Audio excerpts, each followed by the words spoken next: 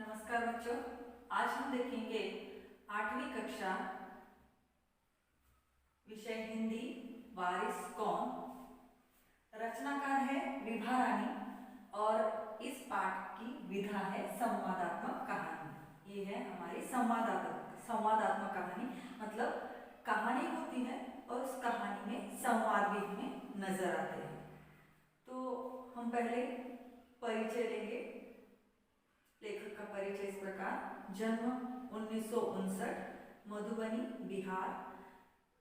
उनका परिचय इस प्रकार है: बहुआयामी प्रतिभा की धनी विभा रानी हिंदी व मैथिली की राष्ट्रीय स्तर की लेखिका है। आपने कहानी, गीत, अनुवाद, लोक साहित्य एवं नाट्य लेखन में प्रखरता से अपनी कलम चलाई है। आप समकालीन फिल्म, महिला व बाल विषयों पर लोकगीत और लोक साहित्य के क्षेत्र में निरंतर काम कर रही है। अब ये हो गया उनका परिचय। उनकी प्रमुख कृतियां देखो: चल खुसरो घर अपने, मिथिला की लोक कथाएं, गोनू झा के किस्से, ये कहानी संग्रह है। अगले जन्म मोहे बिटिया न कीजो, ये नाटक है। समृद्ध कैन द्विभाषी हिंदी अंग्रेजी का अनुवाद है। बिल टेलर की डायरी आदि उनकी प्रमुख कृतियां हैं। अब जो आज हम कहानी देखने वाले हैं वारिस कौन, तो इस कहानी संदर्भ में कुछ बताया गया है, वो भी हम देखेंगे। तो प्रस्तुत कहानी जो है संवादात्मक कहानी के माध्यम से विभा रानी ने हमारे सामने प्रस्तुत की है। उनमें वो क्या कहते हैं देखो कि हमें उत्तम फल प्राप्त करने के लिए समय और साधनों का सदुपयोग करना चाहिए। जो ऐसा करते हैं वही जीवन में क्या होते हैं, सफल होते हैं। तो यह बताने का प्रयास यहाँ पर किया है। तो बच्चों शुरू करेंगे हमारी कहानी। कहानी का नाम है वारिस कौन और लेखक है विभा रानी जी। कहानी इस प्रकार है बच्चों, ध्यान से सुनना है। एक राजा था, उसकी 4 बेटियां थी। राजा ने सोचा कि इन चारों में से जो सबसे बुद्धिमती होगी उसे ही अपना राजपाट सौंपेगा। इसका फैसला कैसे हो, वह सोचने लगा। अंत में उसे एक उपाय सूझ गया। उसने एक दिन चारों बेटियों को अपने पास बुलाया, सभी को गेहूं के 100 दाने दिए और कहा, इसे तुम अपने पास रखो। 5 साल बाद मैं जब इन्हें मांगूंगा तब तुम सब मुझे वापस कर देना। अब यहाँ पर हमें कुछ नए शब्द मिल जाते हैं। पहला शब्द है बुद्धिमती। बुद्धिमती का अर्थ है होशियार। दूसरा शब्द है राजपाट। राजपाट मतलब राजगद्दी, सिंहासन कहा जाता है उसे। और बाकी हमें नए शब्द नहीं मिलते। गेहूं हमें मालूम है, गेहूं के दाने। तो क्या होता है देखो इस कहानी में। तो एक कहानी में क्या कहा है, संवादात्मक कहानी, इसमें बातचीत हमें नजर आती है। पात्र हमें 4 नजर आते हैं। एक राजा, दूसरा उसकी बड़ी बेटी, उसके बाद 2 नंबर की बेटी, 3 नंबर की और 4 नंबर की। इस प्रकार 4 हमें पात्र नजर आएंगे। तो कहानी इस प्रकार है देखो, एक राजा था, उसकी 4 बेटियां थी। शायद राजा बूढ़ा हो गया होगा, तो बूढ़ा होने के कारण राजा ने एक बार सोचा कि जो बेटी इन चारों में से सबसे होशियार है उसे ही अपनी राजगद्दी को सौंप देगा। पर इसका फैसला होगा कैसे? तो राजा सोचने लगा और अंत में सोचने के बाद उसे एक उपाय सूझा। उसने विचार किया, एक उपाय उसे सूझा। तो उसने क्या किया, एक दिन अपनी चारों बेटियों को अपने पास बुला लिया। सभी के हाथ में उसने 100 गेहूं के दाने रख दिए और उनसे कहा कि यह 100 गेहूं के दाने हैं, तुम अपने पास रखो और जब मैं 5 साल बाद जब मैं उसे वापस मांगूंगा तो तुम सबको मुझे वो गेहूं के दाने वापस करने हैं।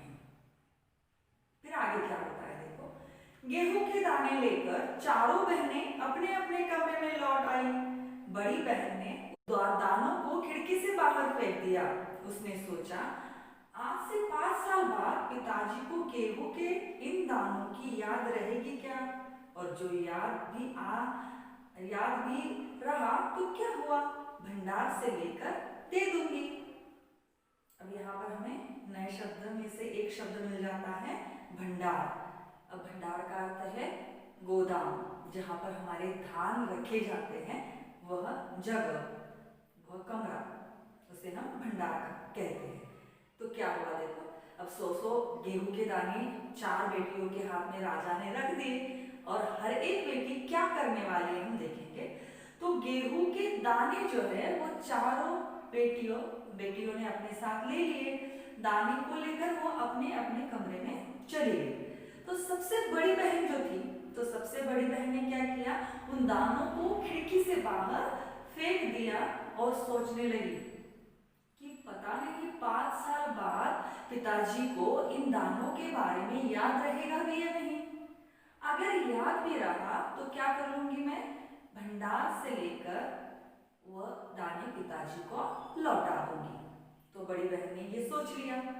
अब दूसरी बहन क्या सोचती है देखो, दूसरी बहन ने दानों को चांदी की एक डिब्बी में डालकर उसे मखमल के थैले में बंद करके सुरक्षा से अपनी संदूकची में डाल दिया। सोचा 5 साल बाद जब पिताजी ये दाने मांगेंगे तब उन्हें वापस कर दूंगी।